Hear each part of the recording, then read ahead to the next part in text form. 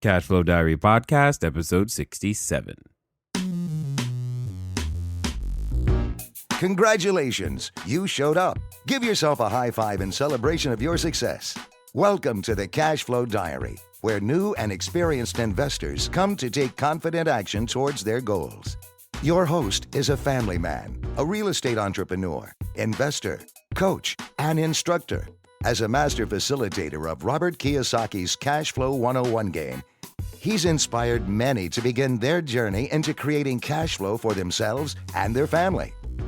And now, here he is to offer you the tools required to earn the income desired. Your cash flow coach, Jay Massey. Hello and welcome to another episode of the Cashflow Diary Podcast. My name is Jay. If this is your first time, I am so glad you're here. If this is your 56th or 7th or 100th time, I'm glad you're here too, because it means that you're enjoying what it is that we're bringing to you. Today, we've got a special guest, as I'm sure you probably already figured out from the title. And one of the things that I'm often asked all the time, I am often asked, how do you build a team? How do you work through and with difficult situations? And, one of the key things that I've learned, the difference is between, say, a stock person or a gold person or someone who chooses to use real assets like real estate in investing is just their ability to communicate interpersonally, not with yourself, but also outside of yourself. That communication skill, in my opinion, is the number one thing that sets most successful real estate investors apart. And I want to bring to you an individual who I believe is going to be able to give us some very good insights into becoming master communicators in that way so that you and I can continue to go out there and build cash flow. However, if this is your first time joining us, feel free to go over to learninvestingnow.com. Obviously, we have a free course sitting there waiting for you. It'll help you begin your real estate career to either buying and selling property and or raising capital and or learning to just transact real estate using none of your own money or credit. However, if you say to yourself, you know what, Jay, I am so tired of learning, I'm ready to start doing, great. You're going to go over to Begin Investing Now. And you guys know that we have cash flow ready properties sitting there just waiting for you. And one of our cash flow consultants will be there to assist you. Plus, you get the free video on how to buy and hold property 5 different ways using none of your own money or credit. Enough of that. Let's talk about today's guest. Now, before I do so, though, let me ask you, can you really systematically get the results you want from others while making them feel genuinely, keyword there, good about themselves, about the process, and about you? Now, our guest says absolutely. See, Bob Burg is a sought-after speaker at corporate conferences and for entrepreneurial events. He regularly addresses audiences ranging in size from 50 to 16,000. Sharing the platform with notables including today's top thought leaders, broadcast personalities, Olympic athletes, and political leaders, including a former U.S. president. Now, for years, he was best known for his book, Endless Referrals. And over the past few years, it's been his business parable, The Go-Giver, which was also co-authored by John David Mann, that has captured the heart and imagination of his readers. And remember, now, today's guest has had a book that is shot to number 6 on the Wall Street Journal's business bestseller list in just 3 weeks, and then it really reached number 9 on Business Weeks. It's been translated into 21 languages, and it's his 4th book to sell over 250,000 copies. That means today's guest has a lot of information to share with you and I in such a way that you and I can use it. In fact, millions of people across this planet have been able to use it to achieve their levels of success. Now, the cool thing is he's got a new book. And he believes his new book, Adversary into Allies, Win People Over Without Manipulation or Coercion, is by far his most important work yet. I'm excited that he's here. So hopefully you'll join me in welcoming and listening to Mr. Bob Burg. Bob, you there? I am, Jay. Great to be with you. Thanks for having me on. I am just overjoyed that you are able to make the time in your schedule in between talking, with presidents and thousands of people to share with us, how we can do exactly what your book title says, turn our adversaries into allies and win people over without manipulation or coercion. One of the questions I often get because to be successful in building your cash flow, be that, in business, be that whatever, method or mechanism you want to use, one of the questions that I often get is, how do I build a team, and how do you deal with difficult people and all these other things? But what I really would love to know from you is, when it comes to interpersonal skills, and you having had exposure to so many different people across this planet, how necessary is our ability to communicate and effectively share with people, our vision in such a way that they don't feel manipulated or coerced? Well, I think it's so important. And as you mentioned earlier, it's a huge difference in those investors who are successful. Because, I think there's many people now who would agree with this, that about 10% of success in business is technical skills. Probably 90% is people skills. I'm a big believer, Jay, that you can have practically all the success, the important success skills working for you. Think about it. You can be very talented and of extremely high character. You can be ambitious, kind, charitable, hardworking, thrifty, and energetic. You can have a knack for numbers and a head for business. You can be even-tempered. You can be creative. However, unless you're able to influence others, really get the results you want from others, the desired and appropriate results, your chances for attaining significant success are somewhat limited. Now, on the other hand, when combining benevolent intent and a learned skill set, you can find yourself constantly, consistently, really predictably attaining satisfaction, both business-wise and personally, while adding exceptional value to everyone whose lives you touch. And of course, in a free market-based economy, that's really what it's all about. It's tapping into what the other person wants and connecting your desires with their desires. And so really, that's what it's about. I call this ultimate influence, the ability to get the results you want from others while helping them feel genuinely good about themselves, about the situation, and about you. Okay. Now, you used a word that we hear a lot. At least I hear it a lot. We all hear that somehow influencing others is important. And I tend to agree that it's important, but I really want to know from your perspective, what is influence? How can I gain it? And why on earth is it important in the first place? Well, those are all great questions. Influence on a very, very basic level can be defined simply as the ability to move a person or persons to a desired action, usually within the context of a specific goal.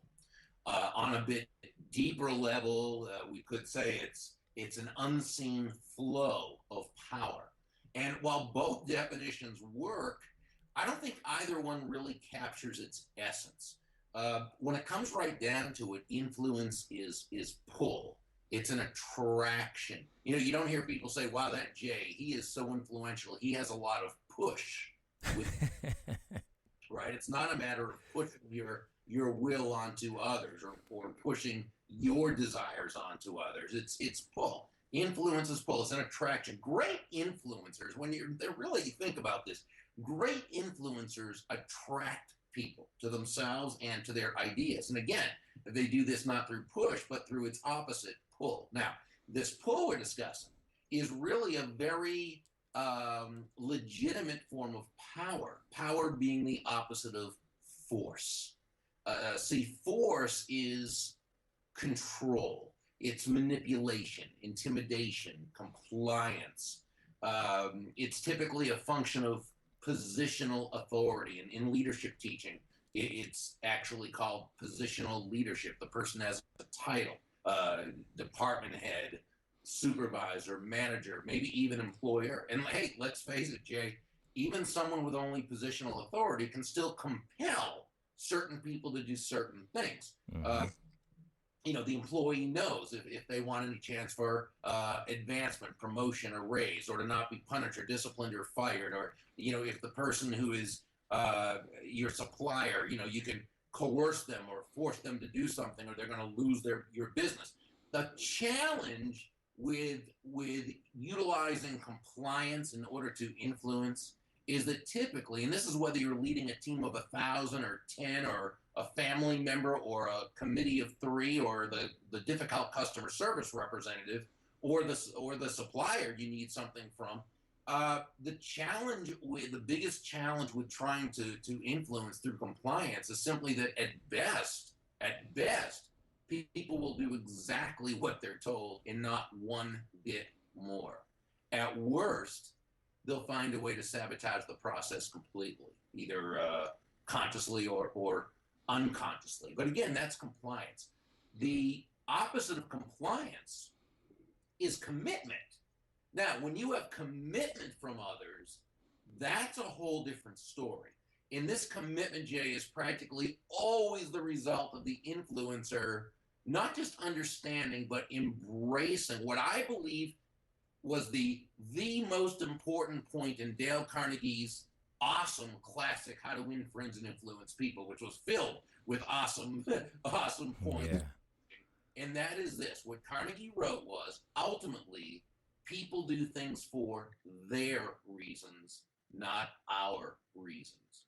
And so the great influencer can constantly questions themselves. How they ask themselves, how does what I'm asking this person to do align with their goals, their wants, their needs, their desires? How does what I want this other human being to do align with their values? And to the degree that we ask ourselves these questions thoughtfully, intelligently, and authentically, not as a way to manipulate another person into doing our will, but as a way to build everyone in the process, that's the degree that we have come closer and closer to earning that commitment from those other people or from that person. And when it comes to influence, I love what my great friend, one of my mentors, Dondi Scumaci, says about this. Dondi says, compliance will never take you where commitment can go. And I think that's so profound, because the great influencer understands that they only accomplish great things through working with others. And that when it comes right down to it, it's not about them. Great leadership is never about the leader. Great influence is never about the influencer. And great salesmanship is never about the salesperson. It's always about the other person. Nice. And okay, so you just totally dropped a whole bunch right there, because what it comes down to is, I mean, if I'm a new investor, I've got to deal with, I'm dealing with so many different things. If I'm trying to build or expand my cash flow, maybe I've grown my portfolio to a certain size, and that's as far as I can go, quote unquote, on my own. We often say that wealth is a team sport. And once that happens, is that now what you've got to do is you've got to put yourself in a position to be able to influence others, to enroll them in the vision. And I love what you said, that you've got to earn commitment, and you've got to become this person. So what I hear you saying, though, really is, I may not be a good influencer today, but that doesn't mean I can't become one. So what would you say what are the steps to making that shift or that change, so that I can learn how to become this influencer, this leader that can actually unlock the potential of my dreams and vision? Well, in the book Adversaries into Allies, we break it down into 5 principles of what we call ultimate influence. And I do this because in every interpersonal transaction, whether it's a potentially positive or negative one, typically all 5, at least one, often more, and sometimes all 5 of these principles will come into play. The good news is they're very, very intuitive, and that's why after the first chapter, where I explain those 5 principles, the rest of the book is simply very short stories. They can be anywhere from a half a page to maybe 3 pages at the most, where I put people into these situations that they've either been in before, are in now, or will be at some time in the future, and simply based on ultimate influence, on the principles involved, show them how to very easily turn the situation around so that it works for everyone involved. And it is absolutely a skill that can be learned. That's awesome. So now the five principles, at least as I understand them, they're controlling your emotions, understanding the clash of belief systems, acknowledging their ego, set the proper frame, and communicating with tact and empathy. Yes. Of those five, which is the most important? Well, it's a great question, and I'm not sure there's anyone that's most important, because sort of like a car that you flatten one of the tires, it really can't run. I mean, all tires are important.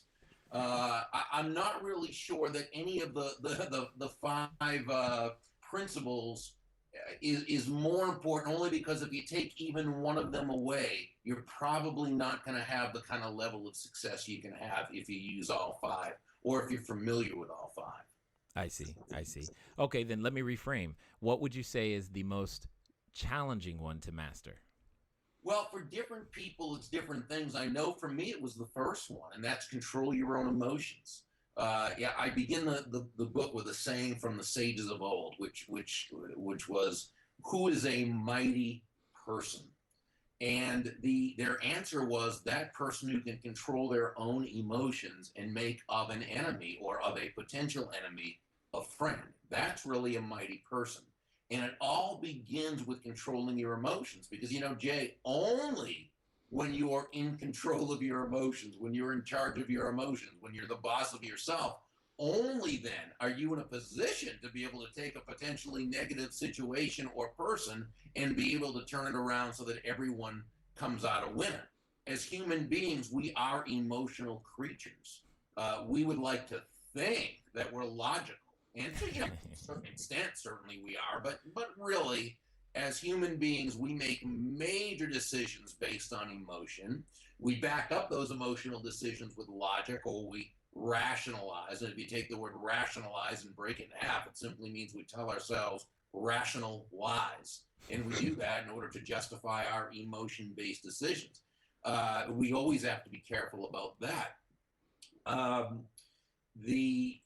The key here, though, is when it comes to emotions and controlling our emotions, is that in our everyday interactions with people, that other person can either intentionally or more than likely unintentionally say or do things that push our buttons.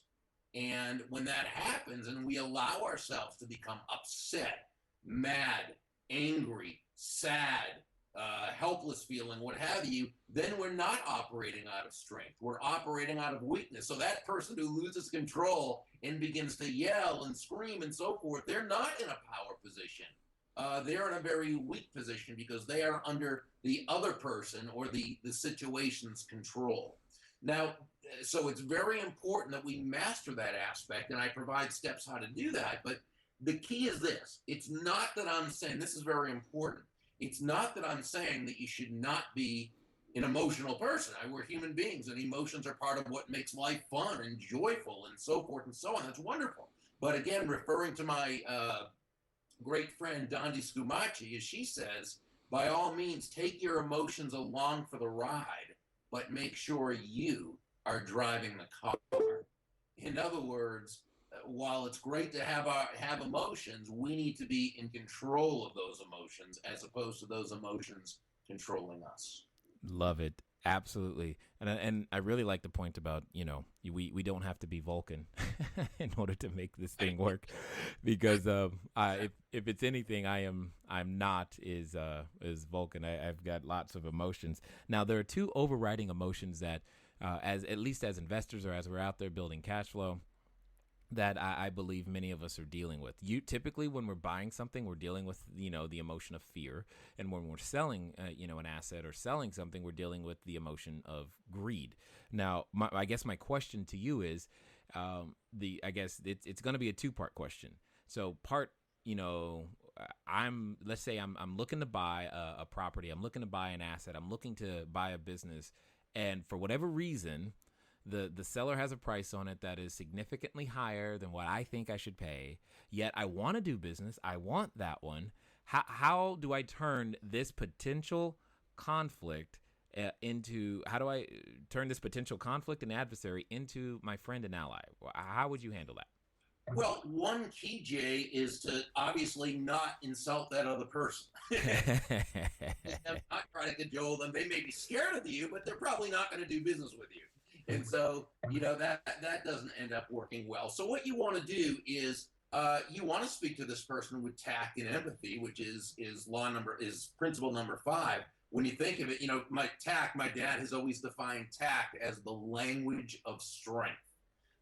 Tact is really, in one of my favorite books by Les Giblin, written probably 70 years ago, he wrote, "What counts is attaining personal satisfaction without trampling upon the egos of those we deal with." So we see that, tact has to do with understanding and empathizing, understanding that person has emotions, which is a part of the ego. Those are very closely related.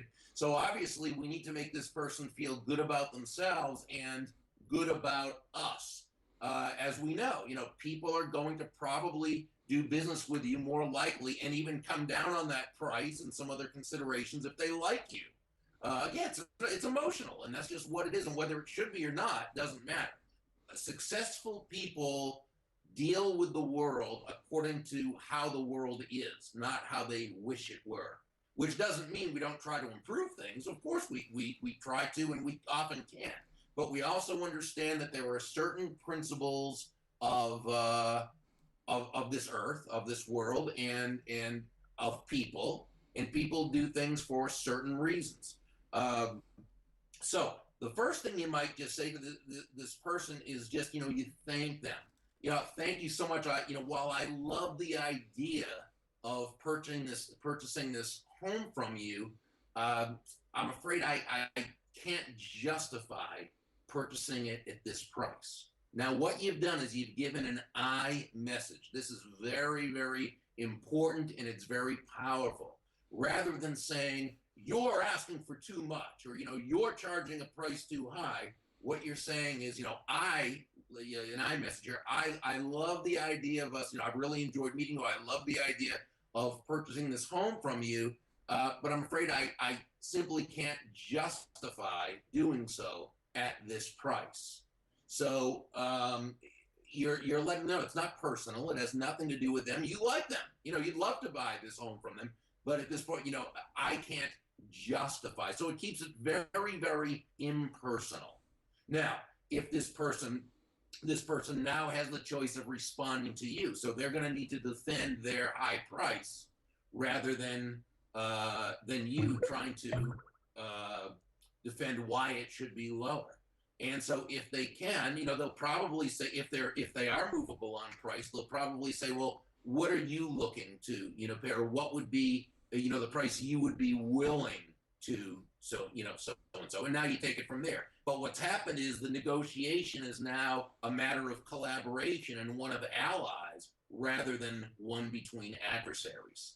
Now, many people would say that's like a sales conversation, but it just sounds like, what you're really doing is you're actually considering, their needs better than your own to a degree inside of your communication, and just letting them know, where you're really coming from. You're being very clear. I like it. And you're being very specific.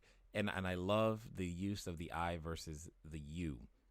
Now, I guess the question becomes, what if the shoe's on the other foot? Now I'm the seller, and I'm looking at this buyer, and what I really would like this buyer to do is to pay more than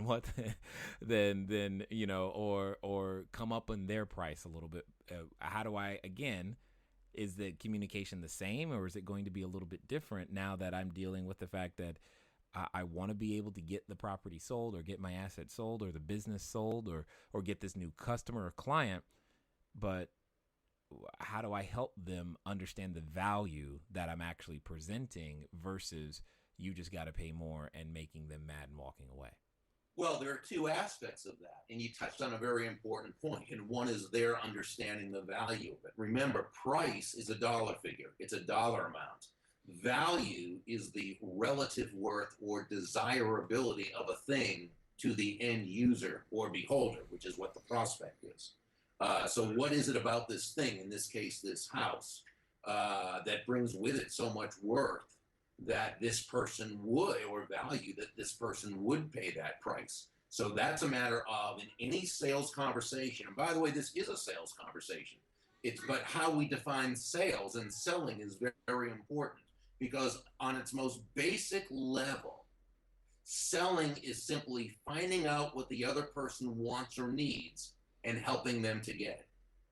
One of my old mentors, Harry Brown, used to say that profit in a free market, profit is simply the reward for satisfying another person's desire.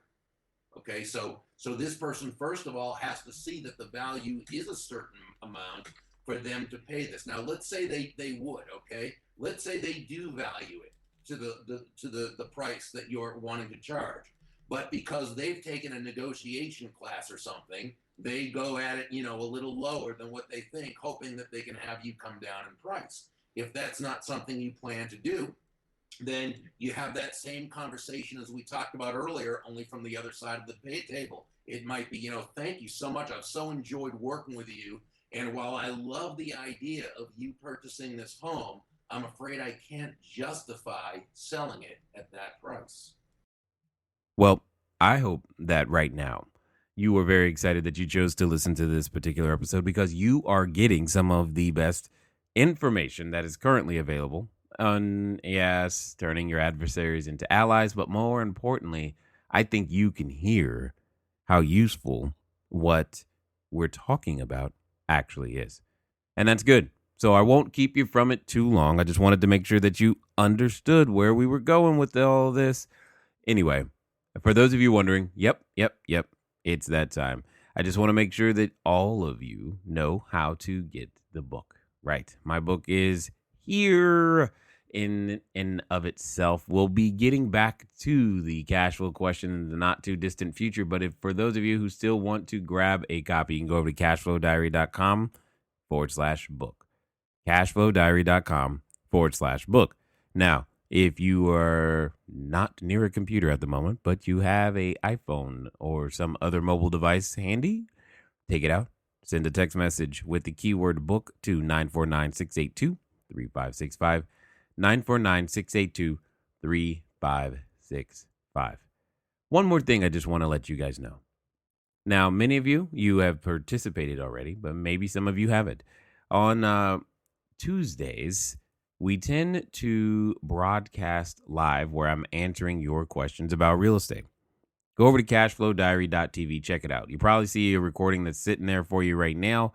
And you can let us know, if you'd like to know, when we're doing other live events that are being broadcast as well. And we will gladly let you know when that is. Let's get back to the interview. There was one thing that you said earlier that is still sticking in my head. You said that by being able to apply the principles, you said there were 3 very specific things that we would be able to do. We would be able to be consistent, we would be able to be constant, and then predictable. I'm like, whoa, hold on. If I'm supposedly, like you say, in this free market world and I'm making this transition, how on earth can my income ever be predictable? Because to me, I think that's one of the things that keeps most people from really going for those things that they want, is that they have the perceived idea that how they're currently living is actually predictable and safe, when oftentimes taking that bigger risk could be the more predictable and safe thing to do. And I'm curious to hear your perspective on how that's attainable with these principles. Well, the predictability is in utilizing these, is in your people skills. The predictability is that you're going to get the results you want when dealing with others. It doesn't mean every time, but it does mean most of the time. And it's absolutely powerful that when you utilize these principles that I've shared in the book, your business, your personal life too, but in this case, we're talking within the business context, your business will be a lot more fun, a lot less stressful, and a lot more profitable. Now, when you talk about the predictability of the business in terms of investing, of course, that's not my area, but that is your area. And I know some of your story and what you and your wife had to overcome in order to build the kind of business you've built. And what you're really doing is you're providing your students with a system for doing so. Now, what is a system? Well, I define a system as the process of predictably achieving a goal based on a logical and specific set of how-to principles. In other words, the key is predictability. If by doing A, you'll get the desired result of B, then you know that all you need to do is follow A and do A constantly and consistently enough, and you'll eventually realize the result of B. Michael Gerber, in his excellent E-Myth series, says that systems permit ordinary people to achieve extraordinary results predictably. Now, we can also take what Dr. Gerber said and reverse that too, because any universal law or principle works forwards and backwards. And we could say without a system, even extraordinary people find it difficult to predictably achieve even ordinary results. So, I presented a system in this book for dealing with others successfully, for people skills, for that, what I believe is the 90% of what it takes to be successful. However, that's not going to make them successful in and of itself in terms of real estate investing. That's something they need you to help them do. And indeed. Totally understood. The one thing that I am liking, though, is you said it very quickly, but I don't want that point to be missed. And although we're talking primarily in the business arena, that doesn't restrict the use of your information in the business arena. I often tell people becoming a better business owner helps me be a better father and a better husband and a better friend and all these other things. Would you agree or disagree with that? Oh, absolutely.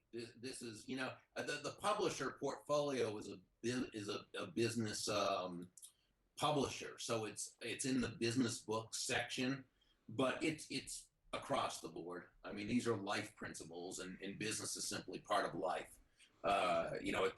It's really difficult, if not impossible, to be one way at work or in business and another way at home. You can't be honest in one place and dishonest in another. It's just too hard to do. So really, these principles are absolutely across the board. Yep, agreed. Now, wouldn't you say though that, because earlier you said influence is your definition was to move a person to a desired action. Now, yes, we can push a person or we can pull a person, but wouldn't you say that whether we're pushing or pulling, isn't that kind of the definition of being manipulative? No, although it sounds like it could be, and that's why I definitely talk about that in the book, because it's very, very important to make that point. So I'm glad you brought that up. When you talk about influence, there are really two ways you could do it, two basic ways. One is through manipulating another person, which includes pushing, or through what I call persuasion, where persuasion is positive, manipulation is negative. But I tell people, make no mistake about it, two, manipulation and persuasion are definitely cousins. One's the good cousin, persuasion, and one's the evil cousin, manipulation. But it's very important to understand the difference, because both manipulators and persuaders understand people, and they understand what moves people. And so it begins with intent, but it doesn't end there. Probably the best explanation of the difference between manipulation and persuasion was from a book I read that was written back in 1987 by Dr. Paul W. Sweats. It was entitled "The Art of Talking So That People Will Listen," though it was really much more about listening than it was about talking. But it was a brilliant book, and in it, he explained it like this: manipulation does not consider the good of the other party. It tends to result in a win-lose situation. It does not take the other party into consideration. In direct contrast to the manipulator, the persuader seeks to enhance the self-esteem of the other party. The result is that people respond better because they're treated as responsible, we might say response-able, self-directing individuals. So it begins with intent, Jay, but you know what? It doesn't end there, because while both a manipulator and a persuader can cause a person or elicit a person to take an immediate action. Once you know you've been manipulated, you will do anything you can to resist this person. You will not trust this person. You will avoid this person. Even if you have to deal with this person, you'll be very, very careful so as not to be manipulated again. However, once you've been persuaded, it worked out very, very well for you. You felt great about the whole thing, and you're much more likely to want to buy into this person in the future. So while both can have immediate results, the persuader has longer lasting results as well. See, the manipulator is very I focused or me focused. They may not be trying to hurt the other party, but they don't necessarily care if they do, as long as they get what they want. It's all about them. It's win at all costs. With the persuader, that would never happen. For a persuader to win, they need to know that the other person also won and came out ahead. Nice. Now, let's play a quick little game, and you can say persuader or manipulator. Those are the answers. I'm going to name some characters because as I'm listening to you, there are some characters that are coming to my head that I think many of our audience would know, and that to give them a clearer definition of how you're defining persuader and manipulator, that way they can see whom they might want to emulate. So, are you willing to play a little game with me? Yeah, but I might be hesitant to just say persuader or manipulator. It may be, there may be some not necessarily gray area as much as reasons why it would seem to be one, but maybe not necessarily. So with that disclaimer in mind, absolutely. Okay, cool. This is going to be good. So here's the first character I'm thinking of. So think of the Star Wars movies, and then I'm just going to go with Luke Skywalker, persuader or manipulator. He'd be a persuader, but when we talk about force, force versus power, and we say the force was actually more what we would call power, because the force was actually very benevolent. Got it. Now let's go to the other side, the dark side, and talk about Darth Vader. He would be force. He would be manipulator. Got it. Excellent. Now we go Obi-Wan Kenobi. Persuader. Oh, see, and those are the things that these things are coming to me as well as I'm sitting here thinking about. Okay, so let me see another character that I keep thinking about is maybe I have small kids, so 101 Dalmatians. There's the Cruella de Vil. Yeah. From what I remember back about 50 years ago, she would be the evil manipulator. Yep. And I'm just trying to give people some ideas so that they can tangibly figure some other characters. So, who else would you consider to be that, alive, dead, what have you, that you would consider to be a persuader? Ben Franklin was a wonderful example of a great persuader. His book, Ben Franklin, the Autobiography, was a wonderful book that taught a lot of wisdom.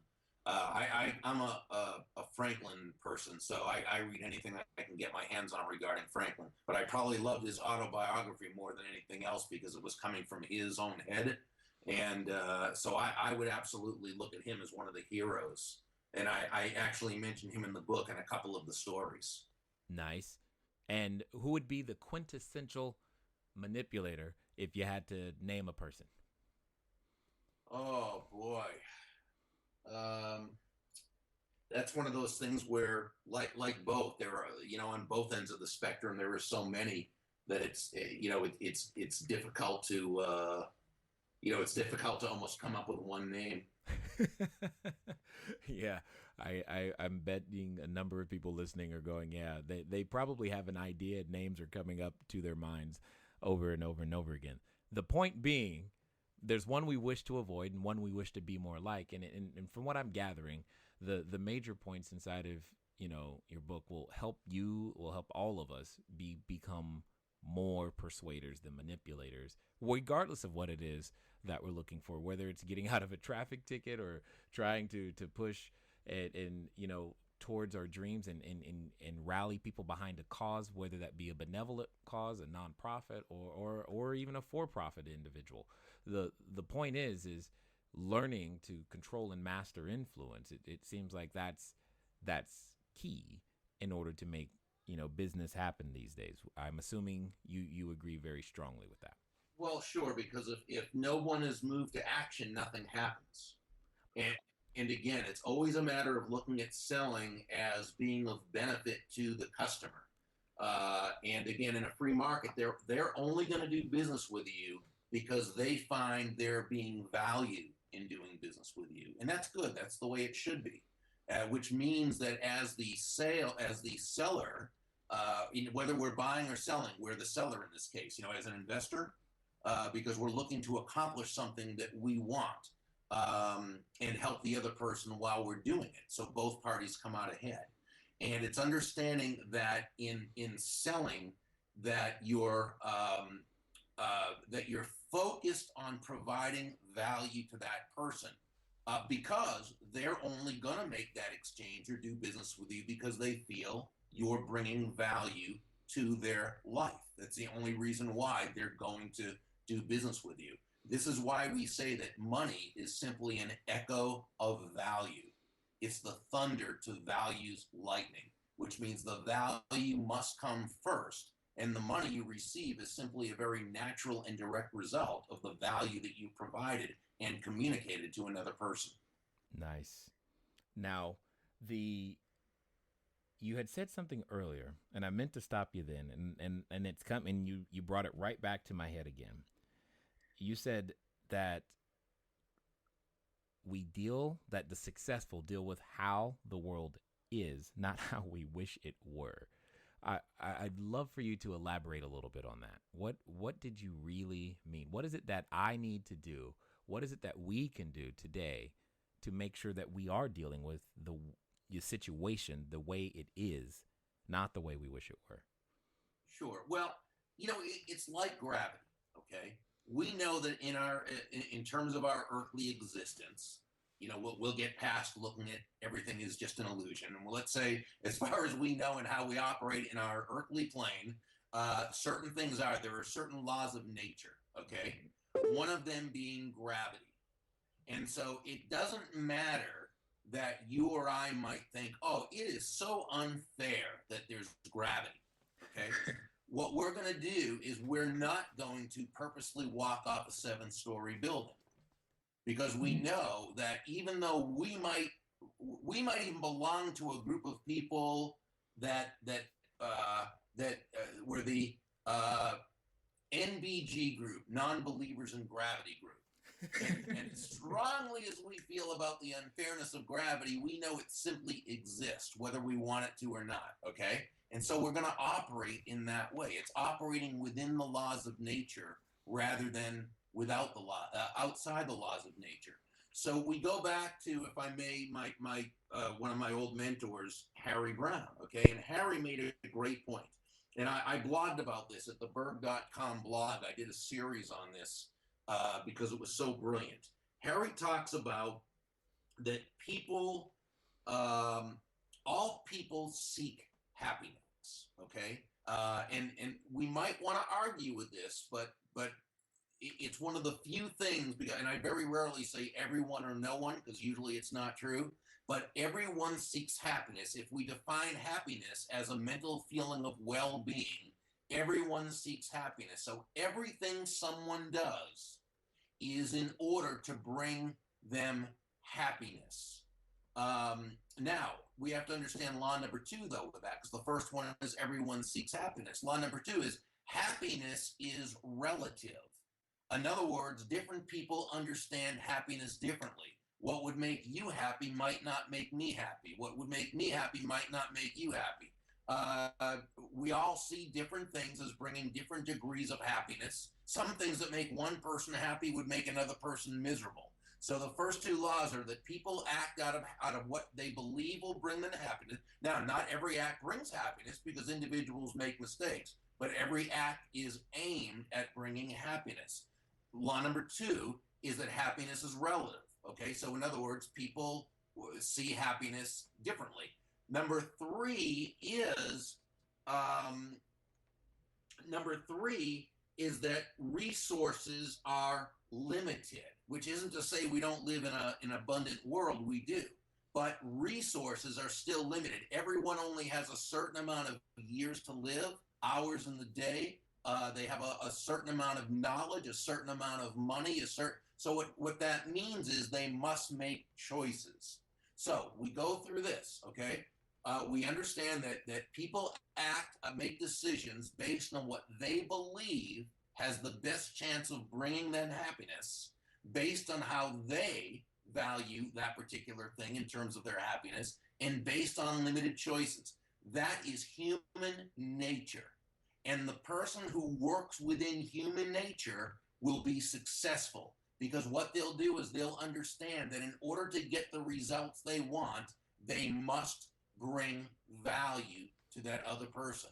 What Harry claims is the ultimate mistake is thinking that someone will willingly go against, will make a decision contrary to what they believe will bring them happiness. Does that make sense? Yes, and in fact, I like it because it brings some clarity and hopefully bring some clarity to possibly some difficult relationships or situations or conversations, because it can feel like someone is quote unquote against us, but what you're really saying is that they're acting in what they believe to be their own quote unquote best interest, or what it is that they're after. It's just not, they're defining happiness differently. Yeah. And let me explain one thing, because there's a question that some people listening might have right now, and that is, well, Bob, what about the person who, gives $1,000 to charity instead of keeping the money? That's not in their own interest, because remember, Dale Carnegie said people do what they want to do, right? They do what's of interest of what in their own self. They operate out of their own self-interest. Well, but giving $1,000 in charity isn't in their own self-interest. They're thinking more of the charity. You know what? Well, they are thinking of the charity, but what they're doing is what they are happier donating $1,000 to the Animal Rescue Association than they would be keeping that $1,000. Remember, they'll make choices based on what they believe will make them most happy, based on how they define happiness, based on the limited amount of choices they have. They probably like to keep the $1,000 and give the $1,000, but they can't do that because resources are limited. We make choices based on what we believe has the best chance of bringing us happiness. And so what happens is that person who gave that $1,000 to the animal rescue place, they did what was congruent with their values. They did what they wanted to do based on what they felt would make them happy. Exactly. And that's the very thing that I think is key to understanding influence, is when you being clear about that. But what's also, I think you've said that I want to make sure people understand, because what I hear you saying is, most of the time I think people shy away, or we shy away from becoming a person of influence, because we don't want to feel like we quote unquote made somebody do something. But what I hear you say is that people look for a reason to do the right things, and part of our job as the ultimate influencer, if you will, is to help them understand that we are that person through whom which they can exercise or see or manifest what it is that they're looking for. That's kind of what I'm hearing you say. Oh, absolutely. Remember, as an influencer, as a salesperson, you've got to bring other people value in order for them to make that decision. Now, again, that's in a free market-based situation where they're not forced to do something, and which is great. That's the way we want it to be. So, sure, if you've influenced this person in a free market type of situation, then it's only because you were able to bring them the type of value they wanted that would make them happy, based on how they define happiness and within the limited choices they have. Absolutely. So as we end, I got a couple of questions. One, we've had a great conversation today, and I know that many are wanting to take this conversation deeper with you, and they would love to figure out some of those very specific steps that they can take to control their emotions. And we didn't even get a chance to uncover and unpack all the information that you have under, understanding the clash of belief systems or acknowledging their ego and setting the proper frame. So what would be the best way for, me or anyone to go take that next step and find out more either about what you have and what you're doing so that we can become those bigger, better influencers? Sure. Well, I would invite anyone to visit my website, which is burg.com, and that's BURG.com. On the far right-hand side, they can click on the graphic of the book, Adversaries and Allies, and get Chapter 1, where it actually goes through all 5 principles of ultimate influence. Control your own emotions, understand the clash of belief systems, acknowledge their ego, set the proper frame, and communicate with tact and empathy. While they're on the Burg.com page, they can subscribe to my Influence and Success Insights. There's some great value-based information I send out, as well as usually a weekly, very short 1-minute video, 1.5-minute video called Influence and Success Insights. They can subscribe to the Burg.com blog if they like. And at the homepage, they can also connect with me on social media. And make sure when you're there, you click on the Go Giver Way link to our Go Givers International member community. So lots of fun stuff there. So just come to Burg.com and hang out for a while. Indeed. I think they're going to do exactly that, because this has been a very interesting and enlightening time.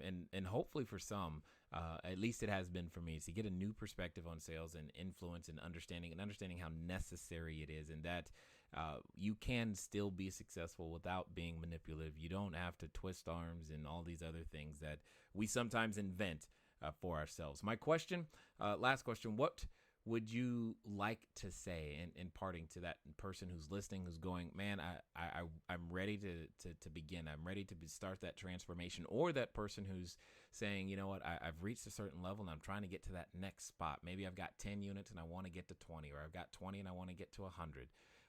What would you say to that person listening right now? Well, I would say first, keep learning and keep taking action. I always say that the first thing, once you know what your desire is, the first thing is to seek out, find the information. Of course, they utilize your services for that. Apply the information right away, and then stay persistent, because we know that the road to yes is always paved with no's. We all know we get knocked down on our rear ends, but it's a matter of getting back up and believing so much in what we're doing that we become 10 feet tall and bulletproof.